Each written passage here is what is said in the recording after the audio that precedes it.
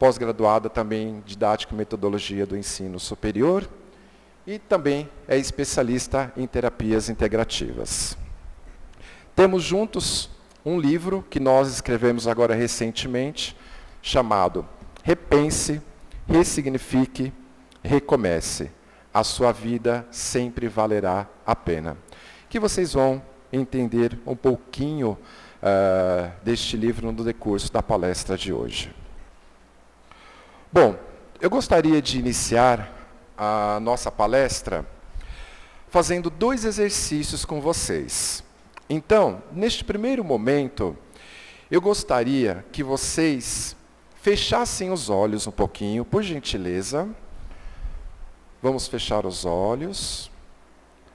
E eu gostaria que vocês imaginassem neste momento que vocês estivessem visualizando uma folha de sulfite em branco. Nesta folha de sulfite em branco, eu quero que vocês imaginem como se vocês estivessem desenhando um círculo bem grande no meio da folha de sulfite. Um círculo bem grande na folha de sulfite. Agora, eu quero que vocês imaginem colocando um pontinho pequenininho dentro desse círculo. Coloque um pontinho pequenininho dentro deste círculo. Ok? Podem abrir os olhos. Quem foi que colocou o pontinho no meio? Levanta a mão, por gentileza. Poxa vida. Qual foi o momento que eu disse para vocês que era para colocar o pontinho no meio do círculo? Eu falei que era para colocar o pontinho dentro do círculo.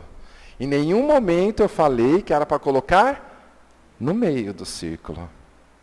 Mas olha só, como muitas vezes nós somos condicionados a fazer determinadas coisas e que por vezes nós ficamos cegos e ficamos sem entender o porquê disso. A prova está aí, ó.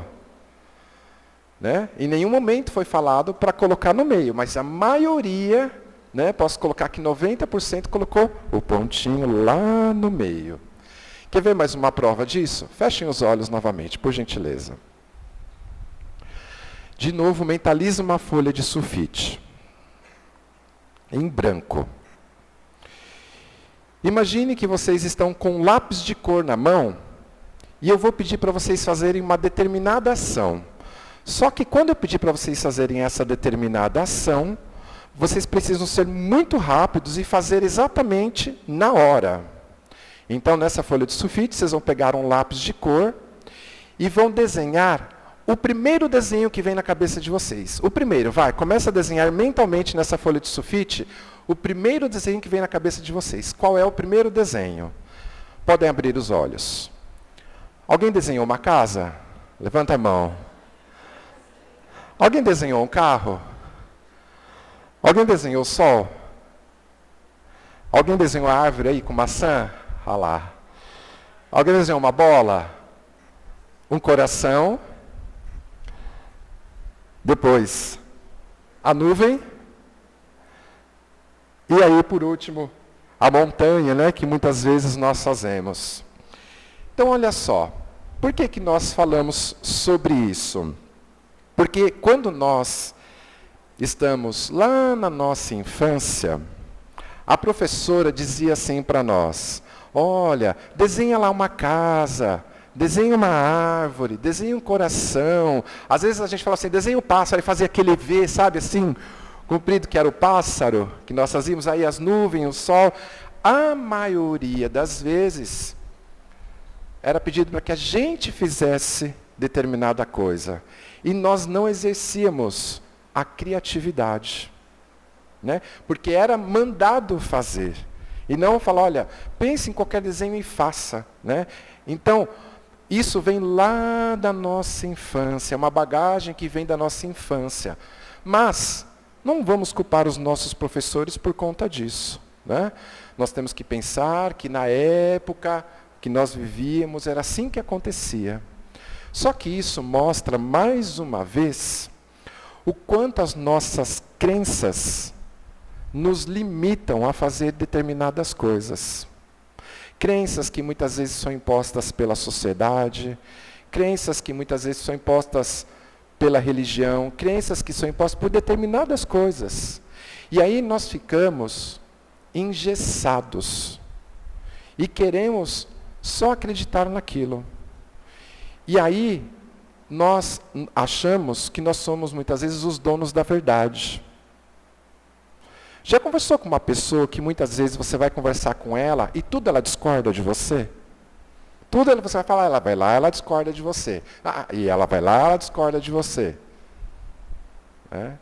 Então, imagina o que isso está sendo implantado dentro de você. Então, tome bastante cuidado para que nós não possamos achar que nós somos os donos da verdade. Lembre-se, não é o outro, somos nós. É entender que nós temos que mudar. Eu sei que muitos de vocês podem até estar pensando assim, nossa, mas fulano de tal tinha que estar aqui hoje para ouvir isso. Não, não tinha não. É você que está aqui que tinha que ouvir isso. Aí um monte de gente dando risadinha de canto. Ó. Somos nós, inclusive eu. Porque eu falo sempre que Papai do Céu, Ele é tão abençoado que Ele nos deu uma boca e 2 ouvidos. Que é uma boca para falar menos e 2 para ouvir mais. E a boca está bem próximo do ouvido aqui. Então, sou eu quem preciso mais ouvir o que eu estou falando. Essa palestra, ela é diferente. Ela vai te proporcionar uma experiência. E nós gostaríamos de fazer um convite. Nós precisamos de 10 pessoas voluntárias agora, para que possa participar de uma experiência com a gente. Não posso falar qual é a experiência, mas é uma experiência única. Quem gostaria? Levante a mão. Camila? Ela vai distribuir para vocês o material. Fiquem com a mão levantada, por gentileza. Não mexam em nada, só peguem o material.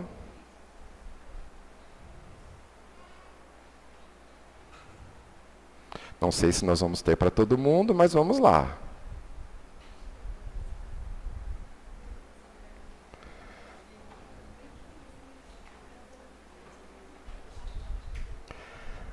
Vamos lá.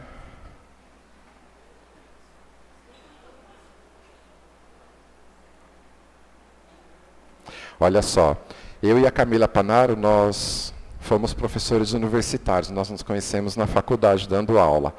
E nós somos professores, então imagina o que vai acontecer. Se preparem. Alguém mais lá no fundo?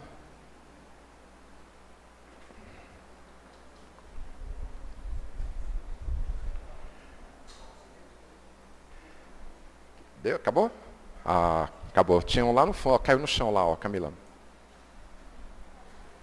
Muito bem. Eu vou pedir para que vocês que receberam o material, abram um saquinho, por favor.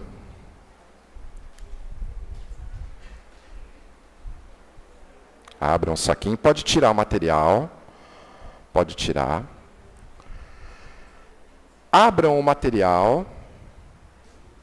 Isso daí é uma venda. E vocês vão colocar nos olhos.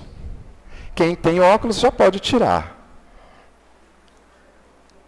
Vamos lá, colocando. Se vocês precisarem de ajuda, nós ajudamos a amarrar. Mas é assim, ó. Tira a venda um pouquinho. Tira a venda. Olha aqui, ó, pessoal. Não é para ficar assim, tá, ó. Sem espiar. É para fechar mesmo os olhos. É uma experiência.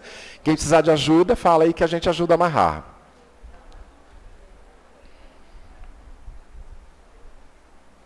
Não precisa tampar o nariz, tá, gente? Pode respirar.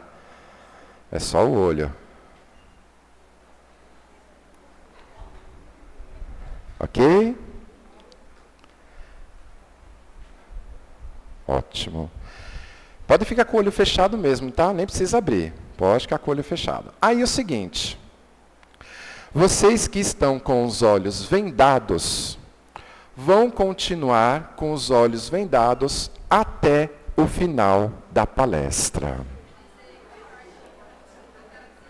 Não pode desistir.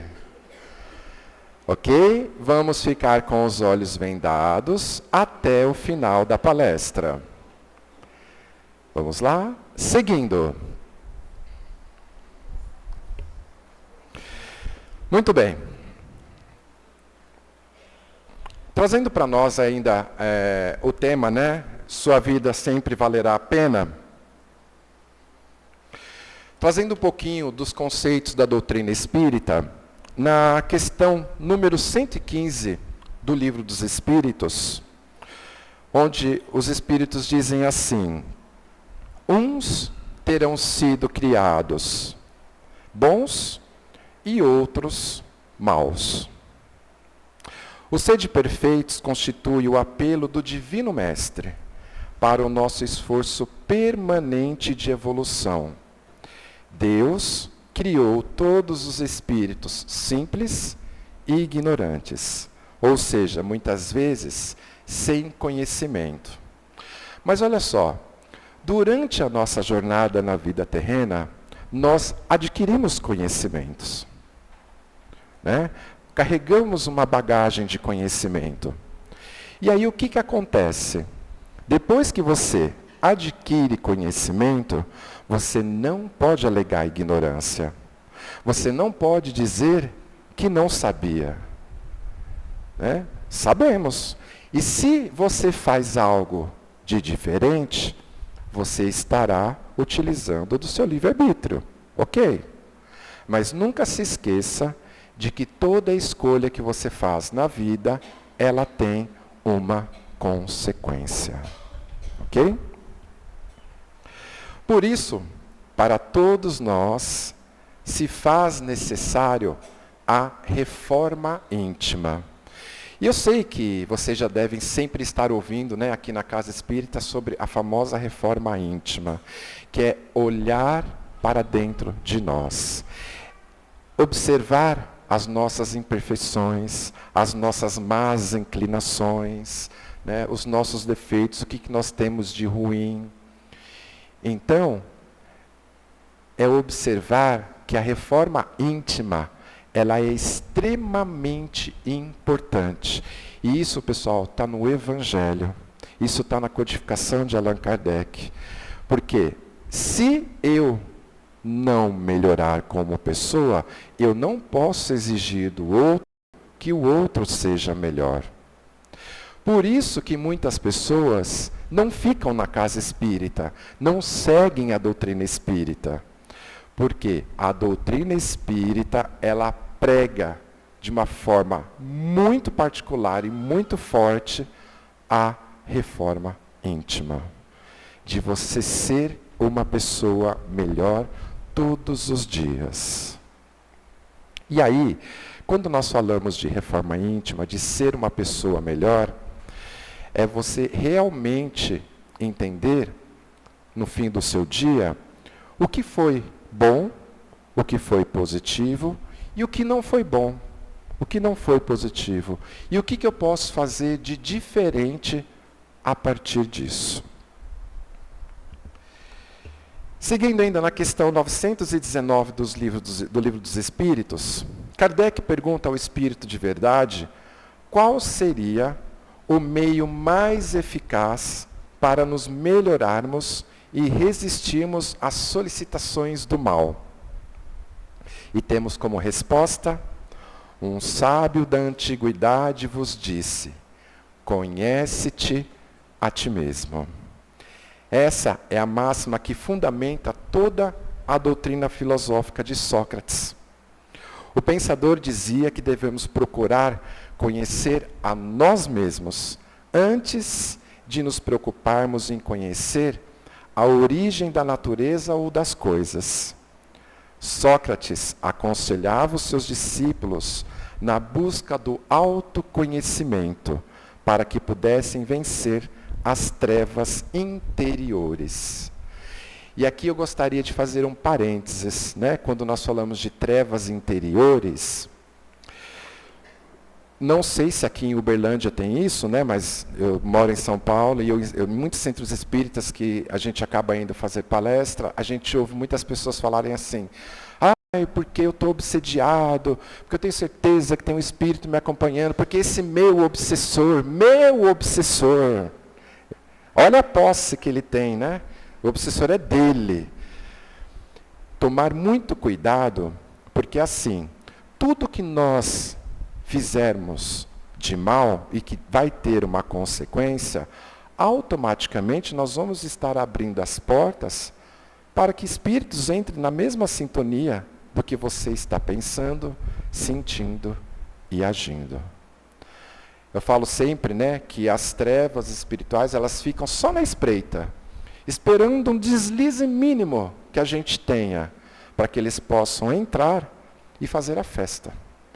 E fazer literalmente, porque são em pequenas coisas que nós nem imaginamos que eles conseguem entrar na nossa vida e fazer literalmente uma bagunça.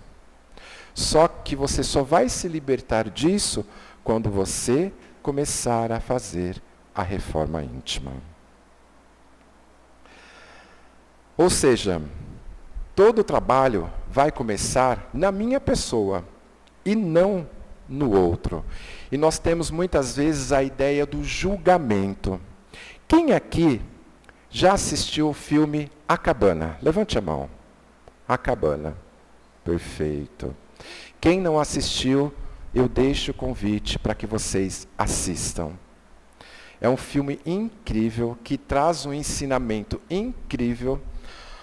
E um determinado trecho do livro A Cabana tem um momento que existe o julgamento, onde o pai começa a culpar Deus da morte da filha. Quem assistiu pode se lembrar desta cena, que ele diz que Deus é culpado pela morte da filha, e ele se revolta com Deus. E aí, ele tem um encontro espiritual, onde é colocado os dois filhos ao lado, e eles dizem assim: você precisa escolher agora. Um vai para o céu, o outro vai para o inferno. E fala para o pai escolher entre os dois filhos quem vai para onde. E aí o pai diz assim: mas eu não posso fazer essa escolha. Eu não tenho o direito de fazer essa escolha de quem vai para onde. E aí é onde eles fazem a comparação. Então, como que Deus também pode fazer com que sua filha vá para o inferno, como você diz, e que ele é culpado? Né? A mesma coisa acontece com a gente, com os nossos julgamentos. Porque nós colocamos pré-conceitos, né? O pré, que é antecipar, e aí você começa a colocar diversos preconceitos na vida e começa a fazer julgamentos. Minha avó me ensinou uma coisa que, nossa, foi um aprendizado muito grande, e que eu tenho certeza que a maioria de vocês já sabem, que é quando nós apontamos um dedo para alguém, tem vários outros apontando para nós.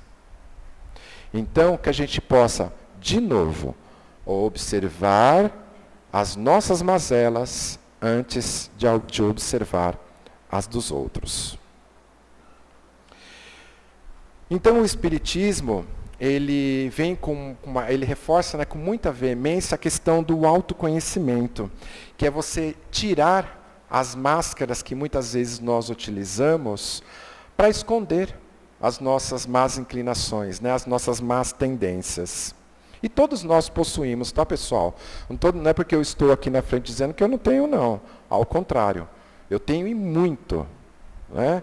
Então, o que nós estamos querendo trazer aqui é que, neste processo de reforma íntima, é entender que nós não podemos ser incongruentes.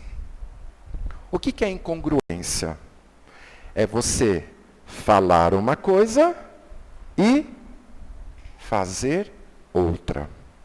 Então, de nada adianta eu vir aqui na frente, numa casa espírita, dar uma palestra e falar lindo e maravilhosamente, aí eu chego em casa, brigo com a esposa, chuto o cachorro, brigo com um cara no trânsito. O que adiantou? Isso se chama incongruência. Ou então é mais ou menos assim: as pessoas que estão fora da minha casa, eu trato maravilhosamente bem essas pessoas. Só que as que estão dentro da minha casa, eu brigo, eu xingo, tenho vontade de chutar, muitas vezes acaba xingando. Olha a incongruência. Por que então você não pode ter o mesmo comportamento de tratar bem as pessoas que estão fora da sua casa, tratar bem as que estão dentro? Chico Xavier sempre dizia que a maior caridade é aquela que começa dentro de casa. Então, que nós possamos observar e olhar sempre, quando qualquer coisa vier a acontecer, respira e pensa, o que eu estou fazendo de errado? Qual é a minha parcela de culpa nisso tudo? Porque a culpa nunca é só do outro, tá? Nós também temos a nossa parcela de culpa. E é comprovado cientificamente que quando eu mudo, automaticamente tudo que está ao meu redor começa a mudar. Seja no seu âmbito familiar, seja no seu âmbito profissional, seja nos seus relacionamentos, seja onde for. É comprovado cientificamente. Só que nós temos que dar o primeiro passo, que é exatamente mudar. Né? É sair da instância de culpar o outro e vir para a instância de mudar. E aí nós temos duas malas que nós carregamos na nossa vida. Uma bem pequena, que contém as nossas imperfeições, o ego, o egoísmo, o orgulho, a vaidade, a soberba, o melindre. E, na outra, as nossas virtudes, que são todas as nossas qualidades, os nossos talentos, ou seja, tudo que nos leva a uma evolução e a uma vida plena.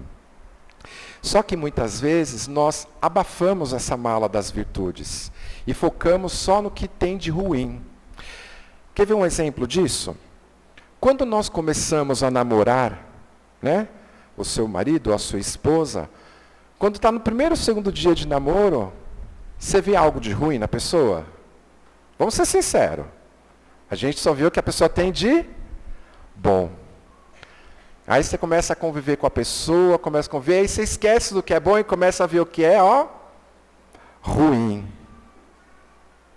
Semana passada assisti uma palestra em São Paulo, onde o palestrante trouxe assim, um exemplo bárbaro nas questões dos relacionamentos, que ele diz o seguinte: está lá a esposa deitada no sofá assistindo um filme com Brad Pitt.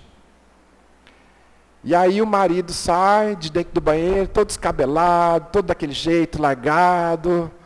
E aí ele fala, vamos dormir? Aí ela olha para ele, olha para o Brad Pitt, olha para ele, olha para o Brad Pitt. Né? Aí ela diz, que saudade daquele primeiro dia que eu te encontrei, em que você era o Brad Pitt. Então por que não continuar sendo todos os dias? Só que isso é um exercício diário.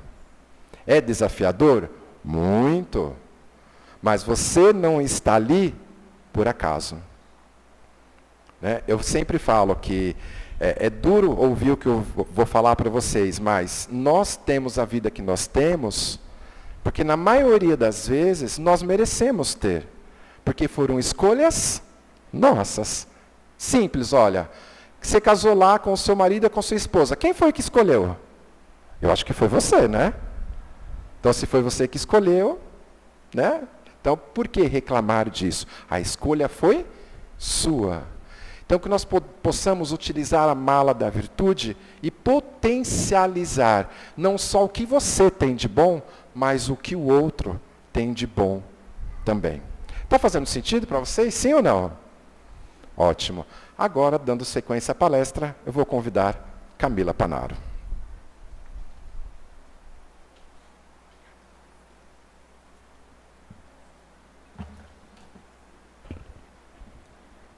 Deixa eu abaixar um pouquinho aqui. Boa noite para todo mundo. Bom, para a gente continuar aí o ponto que o Paulo trouxe, eu gostaria de começar pelo seguinte. Todos nós temos dores, temos medo, temos angústias, temos dúvidas, muitas ou poucas, complexas ou não. O importante é que todos nós temos e que todos nós precisamos aprender a acolher cada uma delas, com muito amor, com muito carinho, com muita afetividade, porque ela diz sobre nós. Dor é dor, e dor não se mede, dor não se julga, dor não se terceiriza, a gente não sente a dor pelo outro. Nós temos que compreender a necessidade que há em todos nós de respeitar essas dores, né? Independente de quais sejam e de quais sejam os nossos julgamentos com relação à dor do outro. Porque todas as dores são genuínas e todas elas são incomparáveis. E isso já nos faz bastante diferentes quando a gente traz esse conceito e começa a compreender, a olhar para as nossas dores e para as dores do outro também. Mas aí vem a grande pergunta, né? Como nós temos lidado com as nossas dores? Que tratamento nós temos nos proporcionado com relação a isso? Será que por vezes a gente se coloca como um rolo compressor que esmaga tudo naquela ideia de que, bom, uma hora ela vai sumir e isso vai se resolver sozinho e eu estou livre dessa?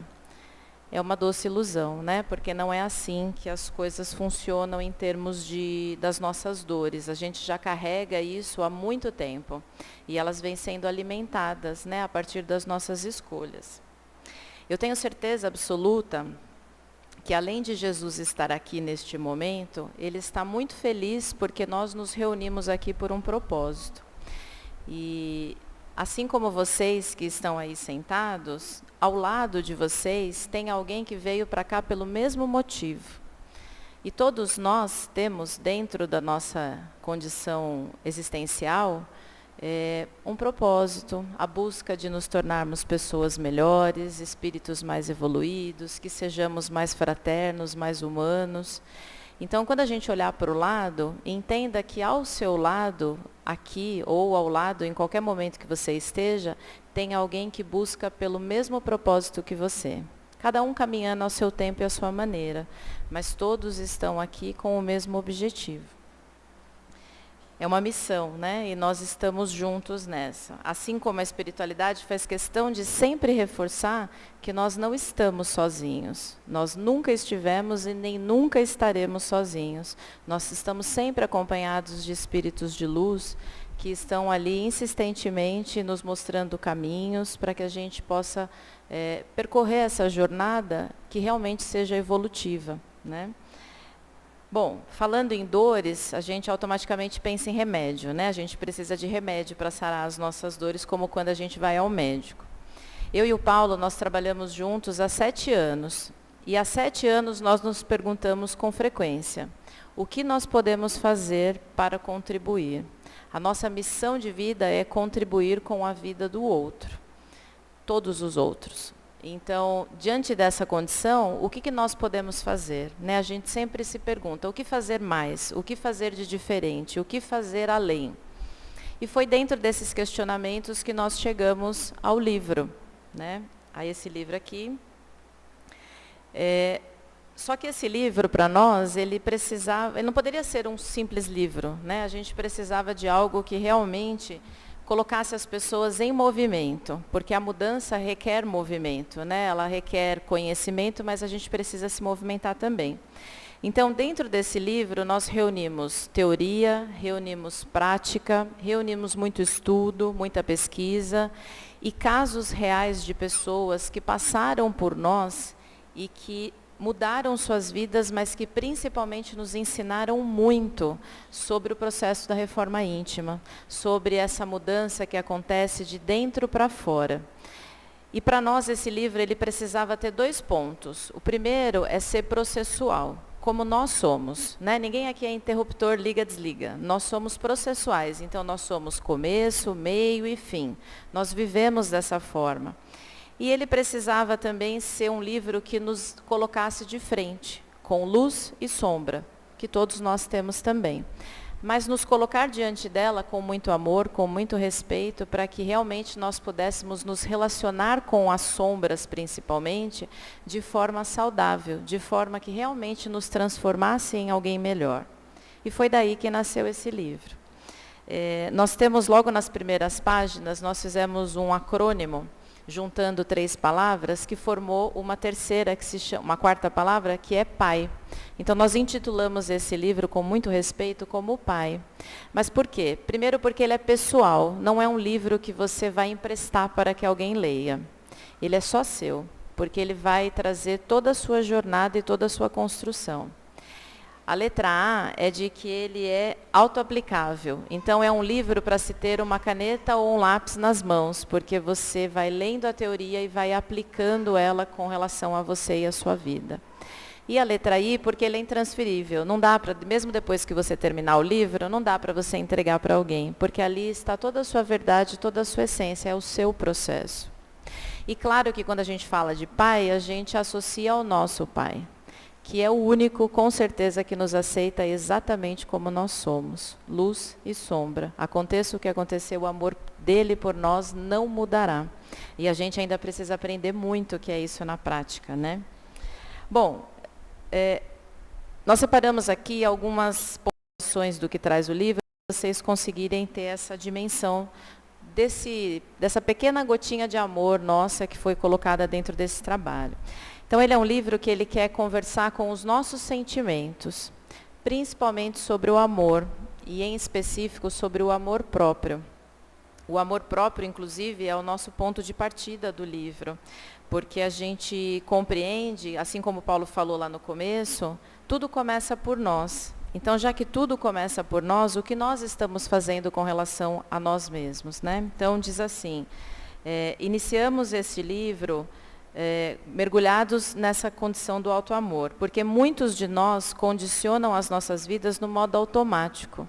E esse modo automático nos faz esquecer da pessoa mais importante das nossas vidas, que somos nós mesmos.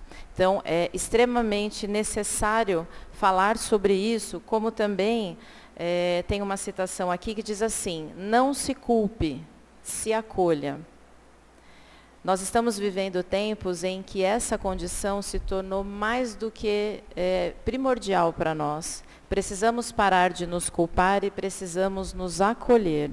E a gente precisa conversar sobre isso, sim, porque existem desdobramentos muito graves com relação a isso.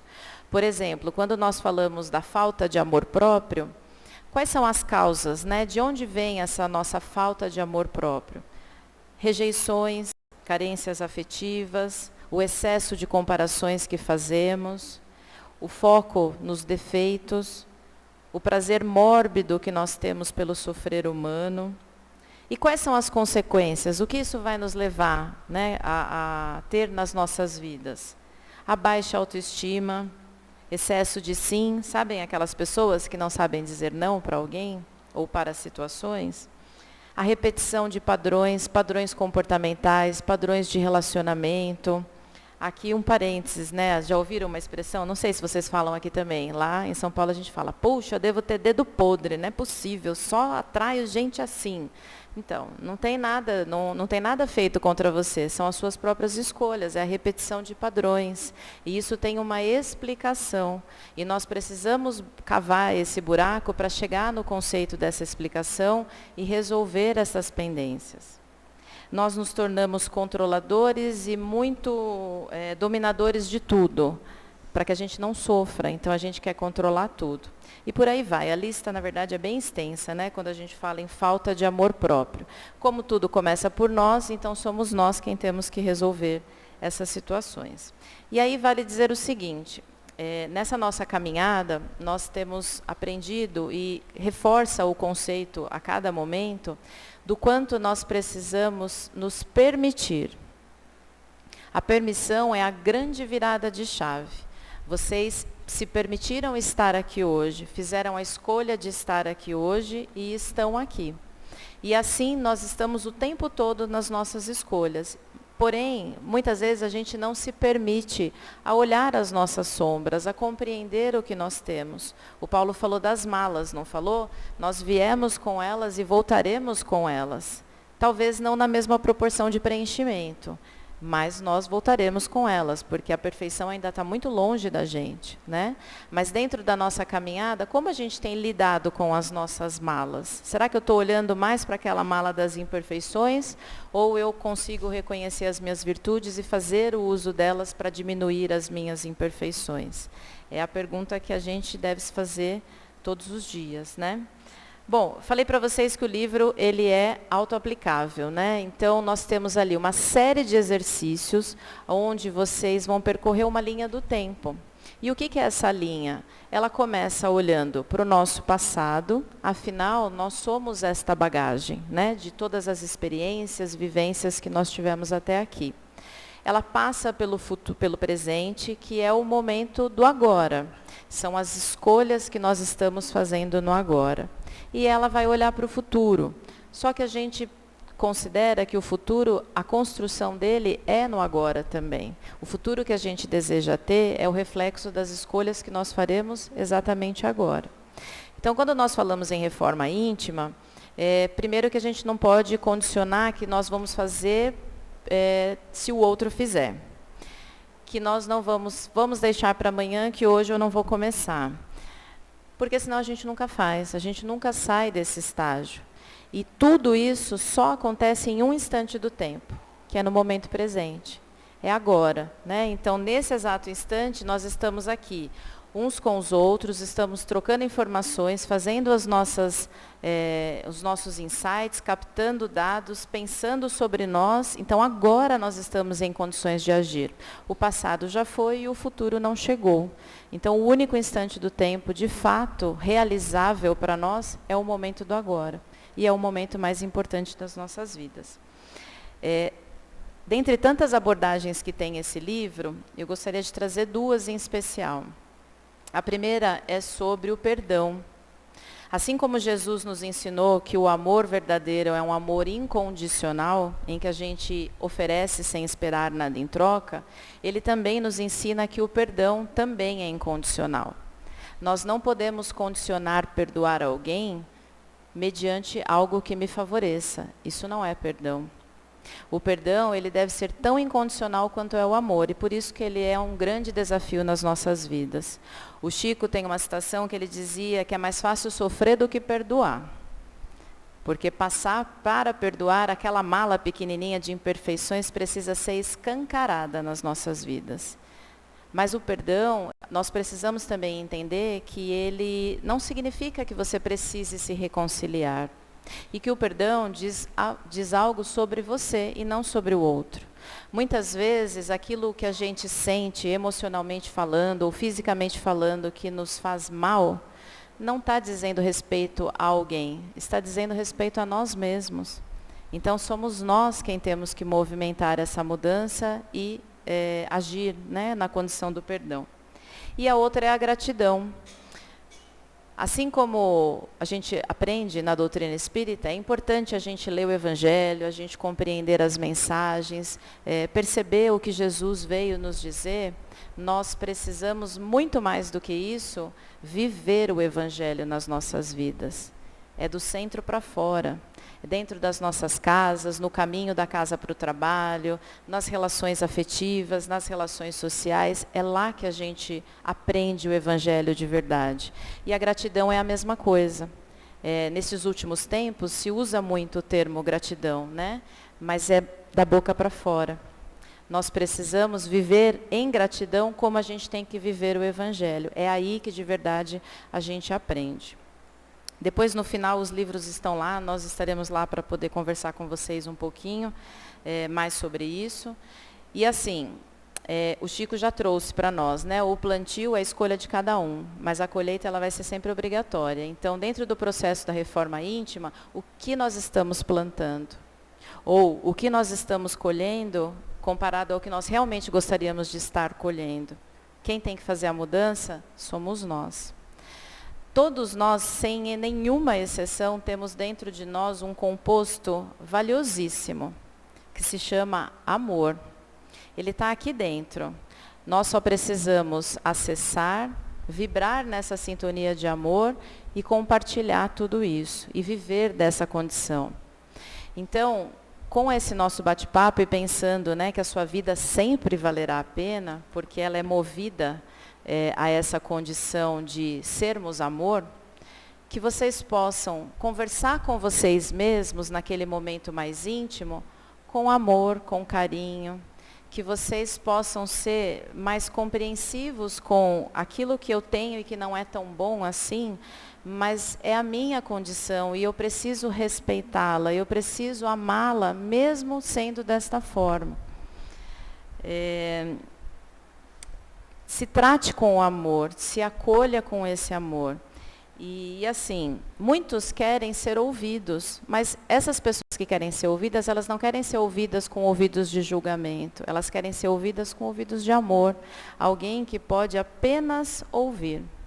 E é bem interessante que a gente tem vivido isso com muita frequência nos últimos tempos, quando a pessoa percebe que ela vai ser acolhida por um colo que não julga, mas que ama, as pessoas desmoronam absurdamente. E o nosso entendimento e o nosso olhar para isso é que as pessoas hoje não aguentam mais esse mundo frio, esse mundo individualista, esse mundo intolerante que nós estamos vivendo. Mas vejam que interessante, né? Nós estamos falando do outro. E onde nós estamos no meio disso tudo? Será que nós não estamos pecando com a parte mais sensível de tudo isso, que é o que nós oferecemos a nós mesmos? Nós somos maestros em olhar para o lado e falar, né? Mas deveríamos ser maestros de olhar para dentro e avaliar e falar e compreender o que nós temos. Portanto, vamos falar sobre amor dentro das nossas casas, vamos falar sobre o amor na mesa de jantar, vamos buscar por conteúdos que sejam edificantes no amor. Claro, a gente sabe, nada nos é proibido, mas nem tudo nos convém. Nós falamos aqui sobre doutrina, né? Se a gente pegar a palavra religião, que vem do latim religare, ela fala sobre religar, voltar a ligar, reconexão. É a nossa conexão com Deus. Então, é muito necessário que cada um comece o seu trabalho íntimo, que cada um dê esse passo na direção da própria evolução. Ninguém vai evoluir por nós. E assim, ninguém errou de endereço, ninguém está na família errada, ninguém veio a passeio, muito pelo contrário, a gente implorou para estar onde nós estamos. Então, vamos fazer valer essa estada durante a jornada terrena para que a gente realmente consiga florescer amor. Onde Deus nos colocar. É no trabalho que você está lá todos os dias, é no prédio onde você mora, é no bairro onde você está, é na comunidade que você faz parte, é na semana que você vem ao centro, é no mercado onde você costuma fazer compras, na padaria que você compra pãozinho todos os dias. Estes são os lugares onde nós devemos florescer amor, é onde Deus nos coloca. E como Paulo falou, não adianta falar, vou fazer isso quando meu marido fizer, porque ele precisa mais do que eu. Cuidado, escute bem o que você está dizendo.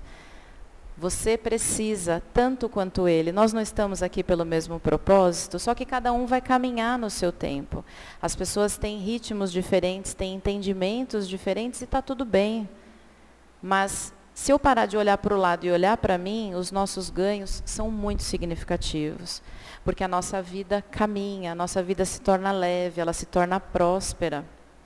Então, isso é caminhar com Jesus, é fazer o que Ele mais nos pede, amar. E isso vai começar por nós.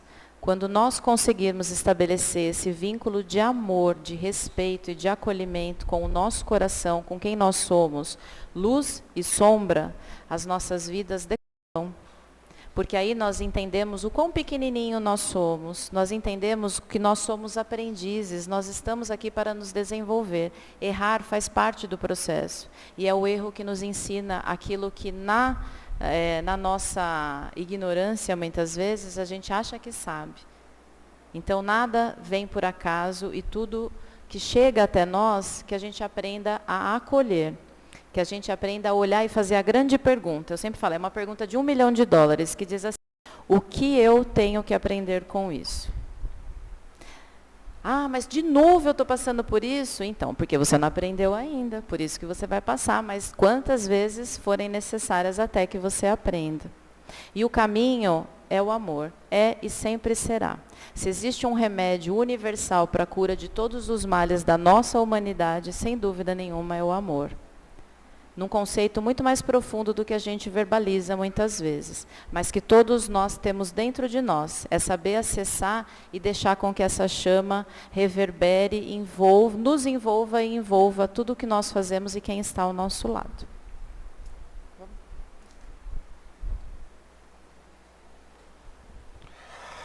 Agora nós gostaríamos de saber das pessoas que estão com os olhos vendados,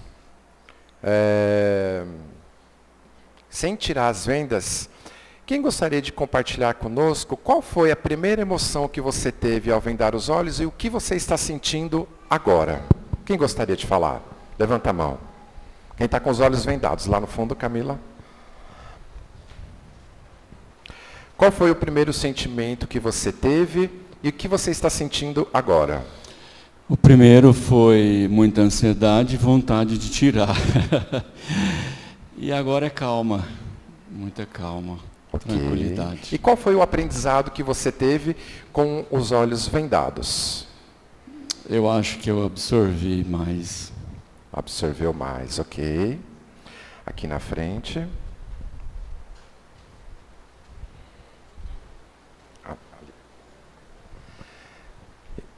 Vamos lá. Qual foi o seu aprendizado desta noite com os olhos vendados? No início é mais essa sensação de não estar sob controle da situação. E você vai se acostumando e realmente você consegue prestar mais atenção aos outros sentidos, não só a audição, mas também ao toque. E agora eu estou tranquilo, só estou com calor mesmo. E qual é o aprendizado que você tem estando com os olhos vendados agora? Às vezes a gente precisa se desprender um pouco daquilo que está à nossa volta para a gente prestar atenção de fato aos detalhes. Ótimo, perfeito. Quem mais? Lá no fundo. A gente já vem aqui na frente. Vamos lá, conte para nós qual é o seu aprendizado desta noite. Pode falar. É porque eu não estou vendo. Não, então, meu aprendizado foi... Eu não fiquei ansioso em nenhum momento. Desde o momento que colocou a venda. O maior aprendizado é que a gente tem que confiar e entregar. Então eu confiei e entreguei nessa experiência e isso me trouxe paz e eu fiquei tranquilo. Ótimo, perfeito. O último aqui na frente. Olha a ponta lá. Conte para nós, qual foi o aprendizado da noite com os olhos vendados? A princípio eu fiquei assim meia com um pouco de calor e tal, mas depois eu comecei a pensar o seguinte, imagina uma pessoa que ela não enxerga. Aí de repente eu comecei a colocar no lugar da pessoa. E uma outra coisa que assim foi passando o tempo, eu fui observando que eu pude olhar mais para dentro de mim. Parece que foi como, igual falou agora há pouco, né? Você desliga dos outros sentidos e você se volta para dentro de você. É como se você calasse para o mundo e olhasse mais esse Deus que está querendo falar dentro de você. Perfeito, ótimo. Podem tirar as vendas. E qual é a sensação que vocês têm agora sem as vendas? Qual é a sensação que você tem? Olha, aqui que você falou? Gratidão por enxergar. Então vejam bem, olha como que muitas vezes nós, é tão hábito e automático, gratidão, obrigado, gratidão, gratidão, gratidão, mas será que ao acordar, qual é a primeira coisa que a gente faz ao acordar? Abrir os olhos e agradecer a Papai do Céu por estar enxergando, por você ter a oportunidade de enxergar. Imagine quantas pessoas perdem a visão, depois de muitos anos de vida, ela estava enxergando, de repente, do nada, ela para de enxergar. Então, olha o desafio que existe com relação a isso. A Camila contou uma experiência esses dias, né, que ela estava no metrô em São Paulo e descendo do ônibus e percebeu que a pessoa não enxergava e ela estava toda agitada. E aí ela pegou, foi ajudando a pessoa e ele falando, eu estou aqui agora estou no desembarque, agora estou no ponto de táxi. Ele já sabia tudo, sem enxergar absolutamente nada. E nós enxergamos e esquecemos de agradecer. Simplesmente ao acordar dizer, Jesus, obrigado por enxergar. Obrigado por estar vivo. Obrigado por estar com saúde. Obrigado por simplesmente estarmos respirando com facilidade, enquanto tem muitas pessoas lá numa UTI neste momento entubada, querendo respirar. Será que realmente nós somos gratos? Será que de fato nós estamos agradecendo todos os dias por tudo que nós temos, por menor que seja? Será que nós estamos agradecendo? Que possa ficar um aprendizado, né?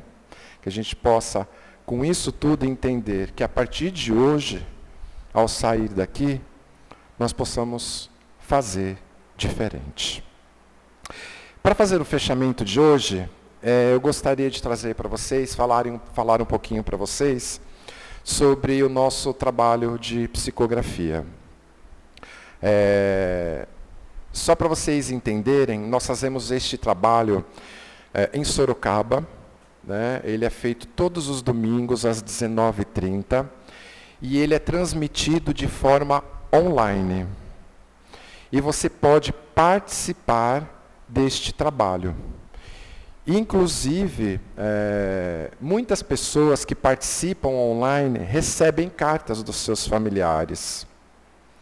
Então, você não precisa se deslocar até lá. Você está dentro do seu ambiente, dentro do seu lar, e você pode participar do trabalho de psicografia que é feito pelo Google Meet.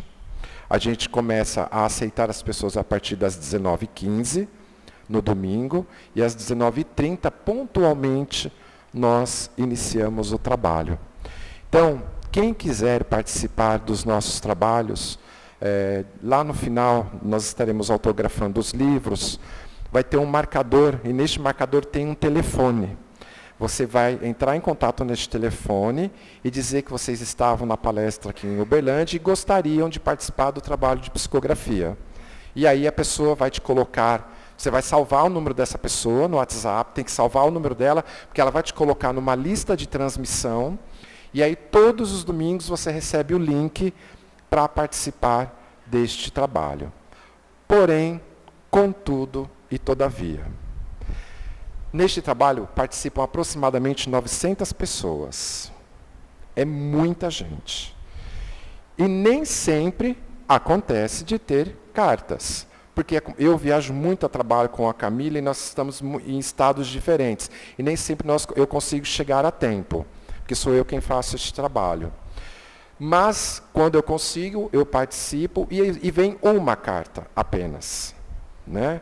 E aí, dessa carta, nós fazemos a leitura para todo mundo que está participando e a gente pede se o familiar está presente para abrir o microfone, né, e trazer alguma palavra. É um trabalho muito sério, de amor, de luz, e temos que compreender sempre, como o Chico já dizia, que o telefone toca de lá para cá. E que nós não temos o controle de quem são as pessoas que vão receber essas cartas. Você apenas participa. Esteja lá, participa, e aí você, se quiser receber, né, e for permitido pelo plano espiritual, por Jesus, que você tenha um recadinho do seu ente querido, então, em algum momento, você recebe esta carta. Eu tive a honra, né, e a oportunidade de conviver com o Chico durante 10 anos, enquanto ele era vivo. E eu recebi muita orientação do Chico, e para mim foi uma bênção estar ao lado dele. Eu conheci ele a primeira vez quando eu tinha aproximadamente 14 anos. E foi uma bênção, né? Alguém assistiu minha última palestra que eu estive aqui? Levanta a mão. Então, vocês lembram da minha história, né? Quando eu contei que tinham 3 mil pessoas lá no trabalho do Chico, o Chico chamou eu. Né? Eu fui o primeiro a entrar e ele pediu para que eu sentasse ao lado dele para participar dos trabalhos. E para mim aquilo foi algo incrível, uma experiência única. E o Chico me ensinou demais. Então, é um trabalho que nós seguimos, né? Uma sequência juntamente com o que o Chico nos ensinou. Espero de verdade que nós possamos ter contribuído para a vida de vocês, em 1% que seja, e que vocês possam sair daqui hoje melhores do que chegaram, e que nós possamos, ao sair daqui, chegar em nossos lares, repletos de amor, de energia positiva, que nós possamos ser acolhidos, que Jesus possa envolver o coração de todos vocês, pela dor, pelo sofrimento que cada um de vocês estão passando. E que Maria de Nazaré derrame sobre a cabeça de todos vocês muita luz, muita paz, muito equilíbrio. E que nós possamos nunca perder a fé e acreditar que dias melhores sempre virão. Por maiores que sejam os desafios que nós estamos passando, como dizia o Chico, tudo passa. Pode demorar, mas passa. Que Jesus abençoe a todos nós. Estaremos lá na frente vendendo os livros. 100% da renda dos livros é doado ao Grupo Espírita Ceareiros da Boa Vontade em Sorocaba, onde nós ajudamos muitas pessoas através da venda dos livros. E a gente sempre fala, né, que quem não comprar o livro vai para o umbral, tá, gente? Mentira, não vai não. Brincadeira. Mas é um livro individual, não dá para você emprestar, porque tem o exercício que você faz no livro. Então, vale de verdade muito a pena. E eu e a Camila estaremos lá no fundo autografando, para quem quiser comprar. Tá bom? Um beijo no coração de vocês. Fiquem com Deus.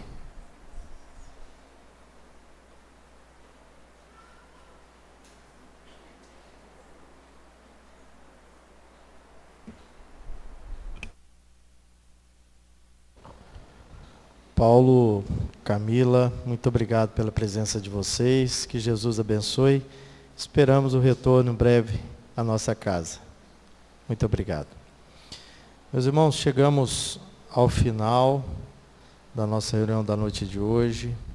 Mais uma vez agradecidos por essa oportunidade, por termos aqui essa noite com tantas palavras, né?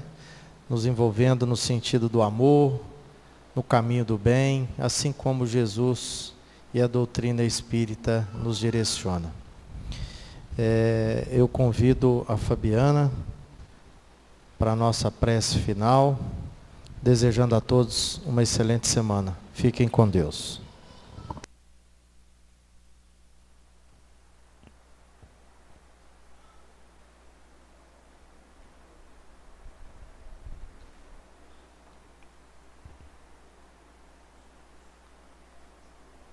Nós vamos convidar os passistas presentes. A gente vai fazer o passe coletivo durante a oração, tá certo?